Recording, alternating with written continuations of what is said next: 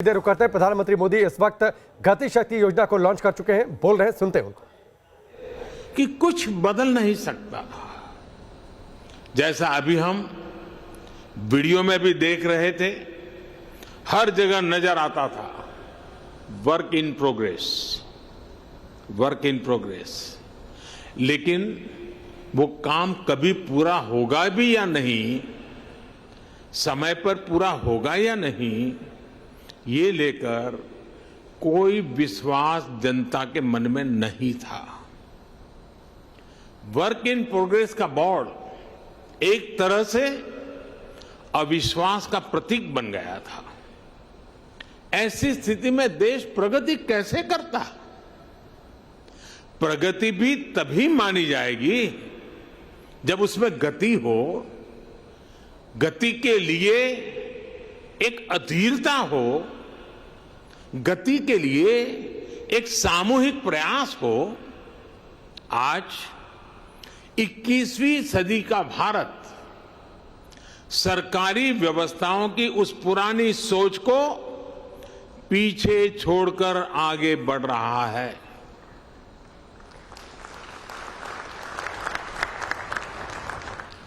आज का मंत्र है will for progress, work for progress, wealth for progress, plan for progress, preference for progress. हमने न सिर्फ परियोजनाओं को तय समय सीमा में पूरा करने का वर्क कल्चर विकसित किया, बल्कि आज समय से पहले प्रोजेक्ट पूरे करने का प्रयास हो रहा है। अगर आज भारत आधुनिक इंफ्रास्ट्रक्चर के निर्माण के लिए ज्यादा से ज्यादा इन्वेस्टमेंट करने के लिए प्रतिबद्ध है, तो वही आज का भारत हर वो कदम भी उठा रहा है जिससे प्रोजेक्ट में देरी ना हो, रुकावटें ना आए, कम समय पर पूरा हो। साथियों, देश का सामान्य मानवी एक छोटा सा भी घर बनाता है तो उसके लिए बाकायदा प्लानिंग करता है। कोई बड़ी यूनिवर्सिटी बनती है, कोई कॉलेज बनाता है, तो भी पूरी प्लानिंग के साथ बनाया जाता है। समय समय पर उसके विस्तार की गुंजाइश को भी पहले से ही सोच लिया जाता है। और ये इसमें हर किसी का अनुभव है, हर एक का ये अनुभव से आप गुजरे हैं। लेकिन दुर्भाग्य से हम भारत में इंफ्रास्ट्रक्चर से जुड़े प्रोजेक्ट्स में कॉम्प्रिहेंसिव प्लानिंग से जुड़ी अनेक कमियां रोजमर्रा अनुभव करते हैं। थोड़ा बहुत जहां हुआ भी है तो हमने देखा है कि रेलवे अपनी प्लानिंग कर रही है, रोड ट्रांसपोर्ट डिपार्टमेंट अपनी प्लानिंग कर रहा है, टेलीकॉम डिपार्टमेंट की अपनी प्लानिंग होती है, गैस नेटवर्क का काम अलग प्लानिंग से हो रहा है। ऐसे ही तमाम डिपार्टमेंट अलग अलग प्लान करते हैं। हम सभी ने ये भी देखा है कि पहले कहीं सड़क बनती है, सड़क बिल्कुल तैयार हो जाती है, और फिर कोई पानी वाला डिपार्टमेंट आएगा, वो पानी की पाइप के लिए उसकी खुदाई कर देता है, फिर पानी वाले पहुंच जाते हैं। इसी तरह काम होता रहता है। ये भी होता है कि रोड बनाने वाले डिवाइडर बना देते हैं और फिर ट्रैफिक पुलिस कहती है कि इससे तो जाम लगा रहेगा, डिवाइडर हटाओ। कहीं चौराहे पर सर्किल बना दिया जाता है तो ट्रैफिक सुचारू रूप से चलने में बजाय वहां अव्यवस्था होने लगती है। और हमने देश भर में ऐसा होते हुए देखा है। इन परिस्थितियों के बीच जब सारे प्रोजेक्ट्स को सिंक्रोनाइज करने की जरूरत पड़ती है तो इसके लिए बहुत ज्यादा एफर्ट्स करना पड़ता है। बिगड़ी हुई बात को ठीक करने में बहुत मेहनत लगती है। साथियों, ये जितनी भी दिक्कतें हैं उसका मूल कारण ये है कि मैक्रो प्लानिंग और माइक्रो इम्प्लीमेंटेशन जमीन आसमान का अंतर होता है। अलग अलग विभागों को पता ही नहीं होता कि कौन सा विभाग कौन सा प्रोजेक्ट कहां शुरू करने की तैयारी कर रहा है। राज्यों के पास भी इस तरह की जानकारी एडवांस में नहीं होती। इस तरह के साइलोस के कारण निर्णय प्रक्रिया भी प्रभावित होती है और बजट की भी बर्बादी होती है। सबसे बड़ा नुकसान यह होता है कि शक्ति जुड़ने के बजाय, शक्ति मल्टीप्लाई होने के बजाय शक्ति विभाजित हो जाती है। जो हमारे प्राइवेट प्लेयर्स हैं उन्हें भी ये ठीक ठीक पता नहीं होता कि भविष्य में यहां से सड़क गुजरने वाली है या यहां से कैनाल बनने वाली है या यहां कोई पावर स्टेशन लगने वाला है। इस वजह से वो भी किसी क्षेत्र को लेकर, किसी सेक्टर को लेकर बेहतर प्लान नहीं कर पाते हैं। इन सारी दिक्कतों का हल पीएम गति शक्ति नेशनल प्लान इससे ही निकलेगा। जब हम मास्टर प्लान को आधार बनाकर चलेंगे तो हमारे रिसोर्सेज का भी ऑप्टिमम यूटिलाइजेशन होगा। साथियों, हमारे देश में इंफ्रास्ट्रक्चर का विषय ज्यादातर राजनीतिक दलों की प्राथमिकता से दूर रहा है। यह उनके घोषणा पत्र में भी नजर नहीं आता है। अब तो यह स्थिति आ गई है कि कुछ राजनीतिक दल देश के लिए जरूरी इंफ्रास्ट्रक्चर के निर्माण पर आलोचना करने में गर्व करते हैं, जबकि दुनिया में ये स्वीकृत बात है कि सस्टेनेबल डेवलपमेंट के लिए क्वालिटी इंफ्रास्ट्रक्चर का निर्माण एक ऐसा रास्ता है जो अनेक आर्थिक गतिविधियों को जन्म देता है, बहुत बड़े पैमाने पर रोजगार का निर्माण करता है। जैसे स्किल्ड मैन पावर के बिना हम किसी क्षेत्र में आवश्यक परिणाम नहीं प्राप्त कर सकते, वैसे ही बेहतर आधुनिक इंफ्रास्ट्रक्चर के बिना हम चौतरफा विकास नहीं कर सकते। साथियों, राजनीतिक इच्छा शक्ति की कमी के साथ ही देश के इंफ्रास्ट्रक्चर डेवलपमेंट को सबसे ज्यादा नुकसान पहुंचाया सरकारी विभागों के बीच आपसी तालमेल की कमी ने, आपसी खींचतान ने। राज्यों में भी हमने राज्य सरकारों और स्थानीय निकायों के बीच इस विषय पर तनाव होते देखा है। इस वजह से जो प्रोजेक्ट देश की इकोनॉमिक ग्रोथ को बढ़ाने में मददगार होने चाहिए थे, वही प्रोजेक्ट देश के विकास के सामने एक दीवार बन जाते हैं। समय के साथ बरसों से लटके हुए प्रोजेक्ट अपनी प्रासंगिकता, अपनी जरूरत भी खो देते हैं। मैं जब 2014 में यहां दिल्ली एक नई जिम्मेवारी के साथ आया तो भी ऐसे सैकड़ों प्रोजेक्ट थे जो दशकों से लटके हुए थे। लाखों करोड़ रुपए के ऐसे सैकड़ों प्रोजेक्ट्स की मैंने खुद समीक्षा की। सरकार के सारे विभागों, सारे मंत्रालयों को एक प्लेटफॉर्म पर लाकर खड़ा कर दिया, सारी रुकावटों को दूर करने का प्रयास किया।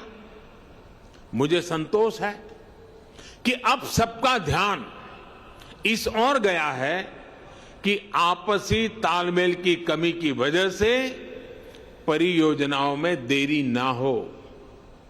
अब होल ऑफ गवर्नमेंट अप्रोच के साथ सरकार की सामूहिक शक्ति योजनाओं को पूरा करने में लग रही है। इसी वजह से अब दशकों से अधूरी बहुत सारी परियोजनाएं पूरी हो रही हैं। साथियों, पीएम गति शक्ति अब ये सुनिश्चित करेगी कि 21वीं सदी का भारत इंफ्रास्ट्रक्चर प्रोजेक्ट में कोऑर्डिनेशन में कमी की वजह से ना पैसे का नुकसान उठाए और ना ही समय गंवाए। पीएम गति शक्ति नेशनल मास्टर प्लान के तहत रोड से लेकर रेलवे तक, एविएशन से लेकर के एग्रीकल्चर तक विभिन्न मंत्रालयों को, विभागों को इससे जोड़ा जा रहा है। हर बड़े प्रोजेक्ट को, हर डिपार्टमेंट को सही जानकारी, सटीक जानकारी समय पर मिले, इसके लिए टेक्नोलॉजी प्लेटफॉर्म भी तैयार किया गया है।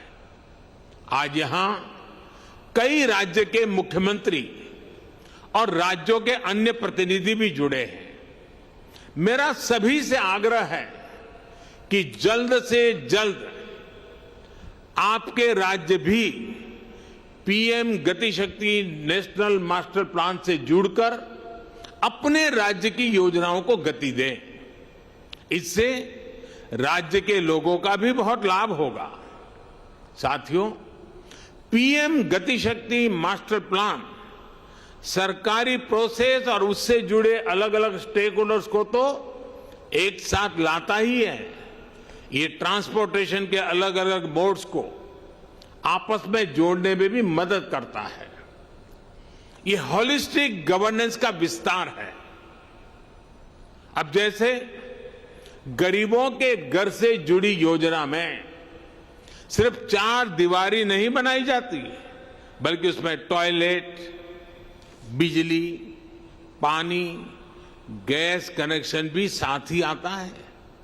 ठीक वैसा ही विजन इसमें इंफ्रास्ट्रक्चर के लिए भी है। अतीत में हमने देखा है कि उद्योगों के लिए स्पेशल जोन का ऐलान तो किया जाता था, लेकिन वहां तक कनेक्टिविटी या फिर बिजली, पानी, टेलीकॉम पहुंचाने में गंभीरता नहीं दिखाई जाती थी। साथियों, ये भी बहुत सामान्य बात थी कि जहां सबसे ज्यादा माइनिंग का काम होता है, वहां रेल कनेक्टिविटी नहीं होती थी। हम सभी ने यह भी देखा है कि कहीं पोर्ट होते थे तो पोर्ट को शहर से कनेक्ट करने के लिए रेल या रोड की सुविधाओं का अभाव होता था। ऐसी ही वजहों से भारत में प्रोडक्शन कॉस्ट बढ़ती रही है, हमारे एक्सपोर्ट की कॉस्ट बढ़ती रही है, हमारा लॉजिस्टिक कॉस्ट बहुत ज्यादा रहा है। निश्चित तौर पर ये आत्मनिर्भर भारत के निर्माण में बहुत बड़ी रुकावट है। एक स्टडी है कि भारत में लॉजिस्टिक कॉस्ट जीडीपी का करीब करीब 13% है, 13% है। दुनिया के बड़े देशों में ऐसी स्थिति नहीं है। ज्यादा लॉजिस्टिक कॉस्ट की वजह से भारत के एक्सपोर्ट्स की कॉम्पिटिटिवनेस बहुत कम हो जाती है। 5 सालों में सिर्फ 60 पंचायतों को ही 60 पंचायतों को ही ऑप्टिकल फाइबर से जोड़ा जा सका था। बीते 7 वर्षों में हमने 1.5 लाख से अधिक ग्राम पंचायतों को ऑप्टिकल फाइबर से कनेक्ट कर दिया है। कनेक्टिविटी के पारंपरिक माध्यमों के विस्तार के साथ साथ इनलैंड वाटरवेज और सी प्लेन्स, नया इंफ्रास्ट्रक्चर भी देश को मिल रहा है। 2024 तक देश में सिर्फ 5 वाटरवे थे। आज देश में 13 वाटरवेज काम कर रहे हैं। 2014 से पहले हमारे पोर्ट्स पर vessel turn around time 41 hour 41 घंटे से भी ज्यादा था। अब ये घटकर 27 घंटे रह गया है। इसे और कम करने का प्रयास भी किया जा रहा है। साथियों, कनेक्टिविटी के अलावा जरूरी दूसरे इंफ्रास्ट्रक्चर के निर्माण को भी नई रफ्तार दी गई है। बिजली की प्रोडक्शन से लेकर ट्रांसमिशन के पूरे नेटवर्क को ट्रांसफॉर्म किया गया है। One nation one power grid का संकल्प सिद्ध हो चुका है। 2014 तक देश में जहां 3 lakh circuit kilometre power transmission lines थी, वहीं आज ये बढ़कर 4.25 लाख सर्किट किलोमीटर से भी ज्यादा हो चुकी है। न्यू एंड रिन्यूएबल एनर्जी के मामले में जहां बहुत ही मार्जिनल प्लेयर थे, वहीं आज हम दुनिया के टॉप 5 देशों में पहुंच चुके हैं। 2014 के इंस्टॉल्ड कैपेसिटी से करीब करीब 3 गुना कैपेसिटी यानी 100 गीगावाट से ज्यादा भारत हासिल कर चुका है। साथियों, आज देश में एविएशन का आधुनिक इकोसिस्टम विकसित करने पर तेजी से काम हो रहा है।